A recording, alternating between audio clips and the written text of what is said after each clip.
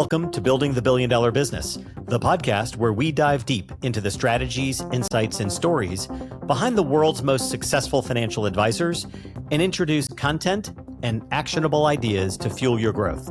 Together, we'll unlock the methods, tactics, and mindset shifts that set the top 1% apart from the rest. I'm Ray Sclafani, and I'll be your host. Sir John Templeton is widely credited with saying, "The four most dangerous words in investing are, 'This time it's different.' In markets, that line still has real wisdom. In technology, however, it can often become a trap, because when it comes to artificial intelligence, this time is actually different. Not because every headline is right, not because every tool will matter, not because every advisor needs to become a technologist, but because for the first time, intelligence itself is becoming cheap and accessible and embedded into the daily workflow of work. Now that changes the economics of advice, the speed of planning, the cost of execution, and the expectations clients will bring to each and every relationship. Some will say, we've heard this before. Discount brokerage, well, that didn't kill advice. No fee trading, that didn't kill advice. Even robo-advisors didn't kill advice. Fair point. Human advice did not disappear, but that does not mean the operating system of advice stayed the same.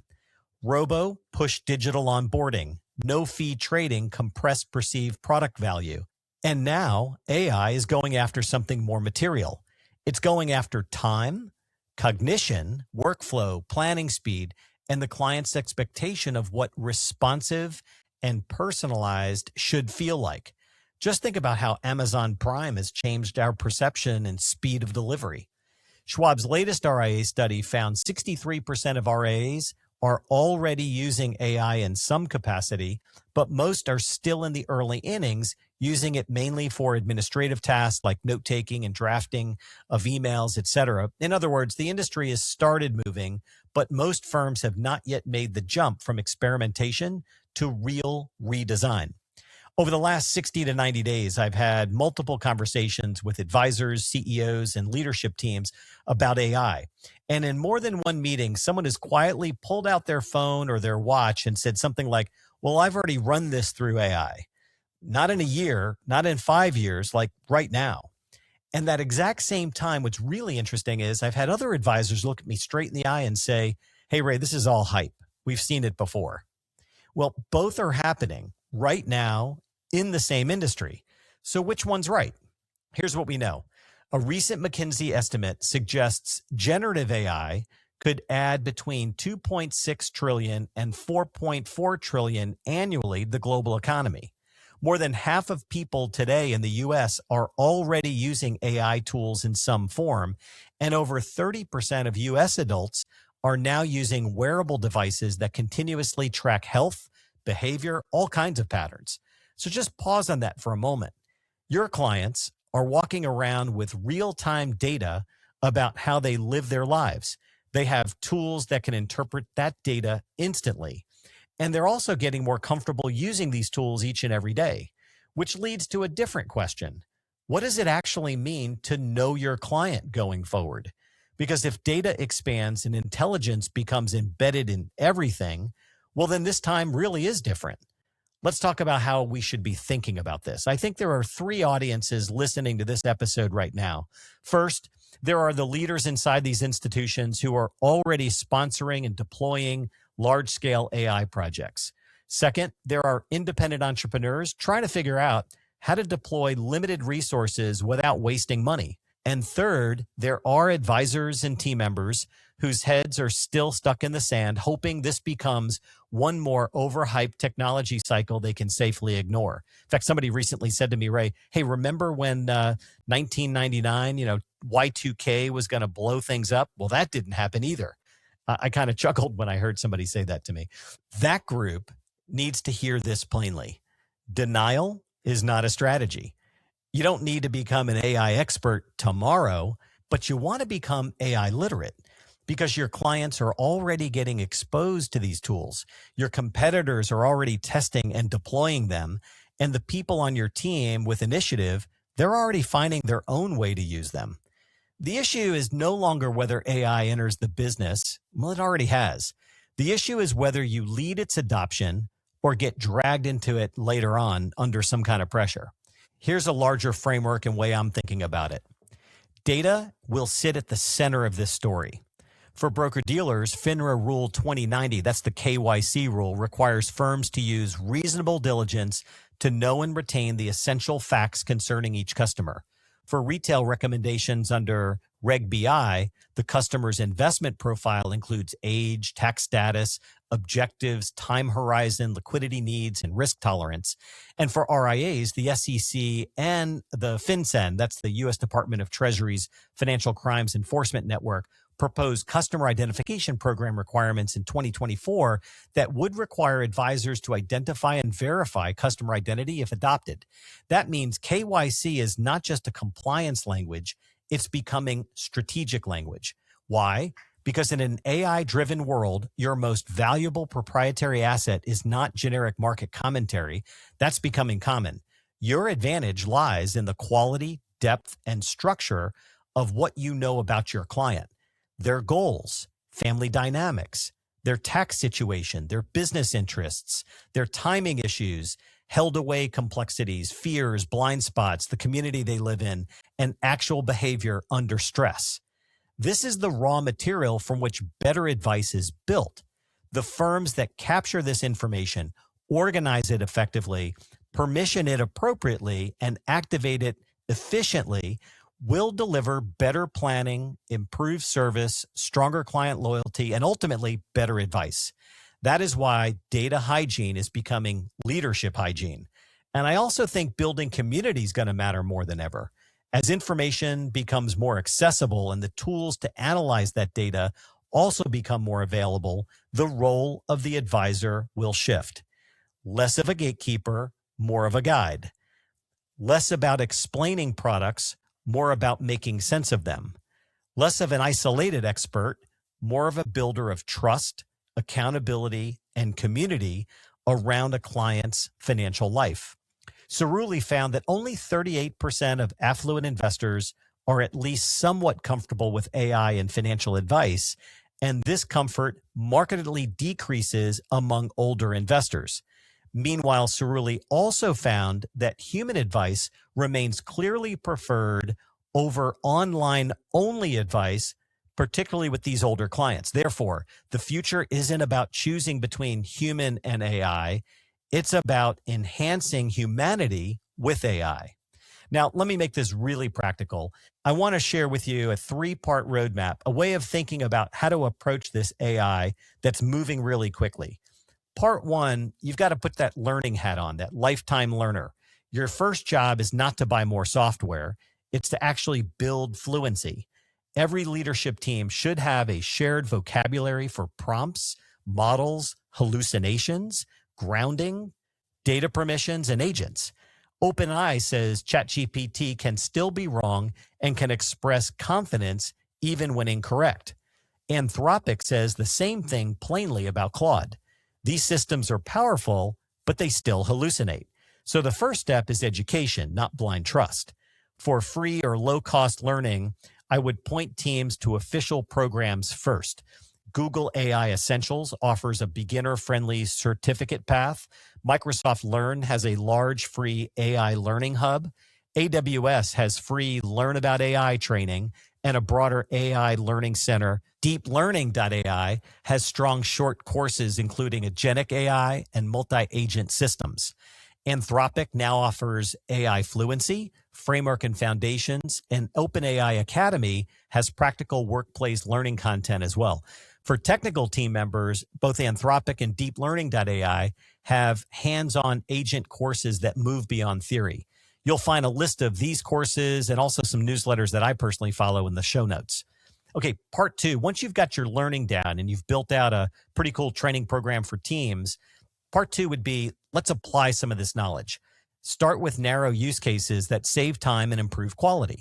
My guess is that if you're listening right now, you're probably already doing some of this. So consider AI tools for meeting prep, note summarization, drafting follow-up emails, CRM cleanup, task extraction, pre-meeting briefing packets that can be sent to clients, client segmentation analysis, internal knowledge search, the first draft of some planning observations.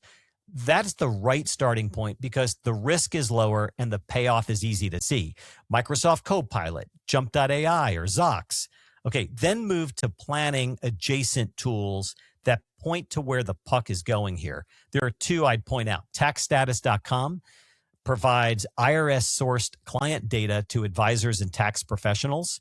Advice.ai is positioning itself around AI-powered analysis for complex multi-generational wealth and has now partnered with TaxStatus to build tax planning strategies on verified financial data. When I look at that combination, and I've seen some demos, it's not a gimmick. I actually see the future of planning flashing before my eyes. Structured data, verified data, AI-driven analysis tied together in a workflow that compresses time and expands insight and puts the advisor in the first chair, leveraging tools, data, and technology to provide better advice for clients. This is kind of where the healthcare industry is ahead of us. In healthcare, AI adoption has moved way faster from pilots to real use cases. Menlo Ventures reported 22% of healthcare organizations had implemented domain-specific AI tools last year. That's up sharply from the previous 3 years. KLAS reported 70% of providers and 80% of payers had AI strategies already underway. So wealth management is moving, but much of our sector is still experimenting around the edges. Before you go too far down this path, I just want to talk about risk for a moment, because this is where many advisors either freeze, hey, Ray, what's the risk to all of this? Or they move too fast. If you're using public AI tools, you've got to be thoughtful about what information you're putting into them.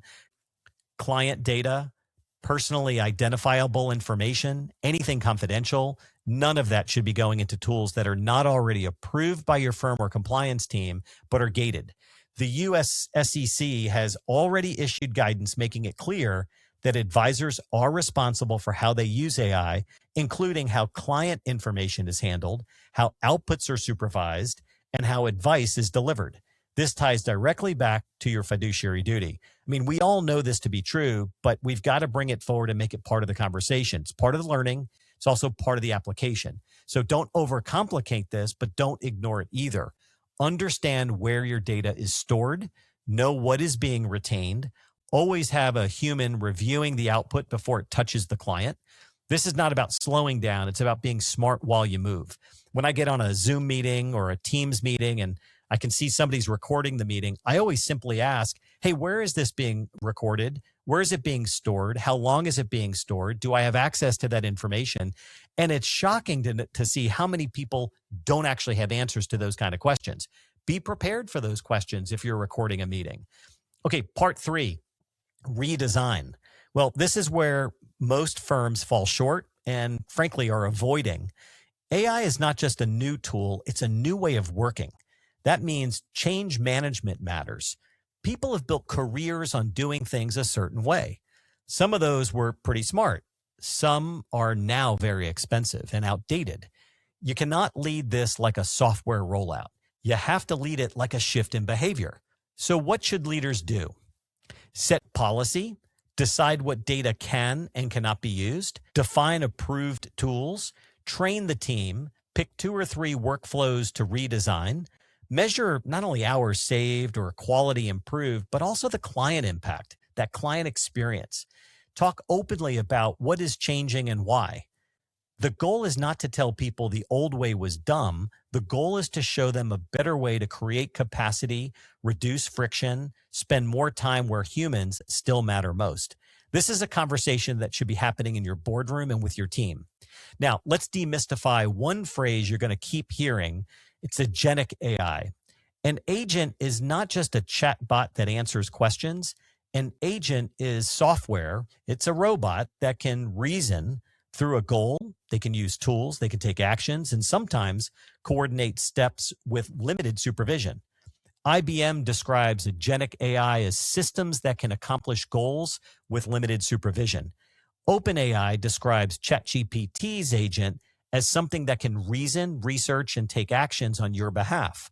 Anthropic's work on effective agents makes the point that the best systems usually use simple, composable patterns, not magic. So think of an agent as a digital worker assigned to a job with rules, tools, and guardrails. In the future, we're going to start seeing multiple agents interact with each other, and then you'll start seeing a convergence of some of these agents. So what are the limits right now? Well, these agents, they can still make things up. They can misread text. They can overstate confidence. That's that hallucination that I talked about earlier. They can fail across long chains of work.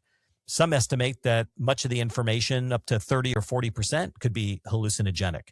Anthropic has written that long-running agents, what takes a long time to build an answer, still struggle across many context windows. So if you ask it too much, well, it's not ready to reply so quickly. It depends upon your prompt. OpenAI states that knowledge limits and false confidence are still real issues.